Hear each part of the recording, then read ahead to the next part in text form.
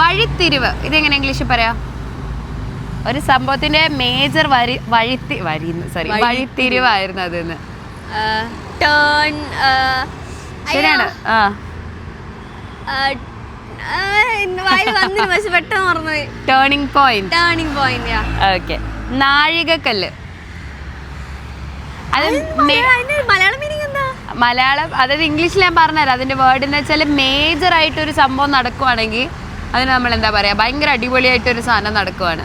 അപ്പം എൻ്റെ ലൈഫിലൊരു മേജർ സാധനമാണ് ആ ഒരു നാഴികക്കല്ല് എന്ന് പറയുന്ന ഒരു സംഭവമാണ് എനിക്ക് ഈ ജോലി കിട്ടിയത്. അങ്ങനെ മൈൽ സ്റ്റോൺ എന്ന് പറയും.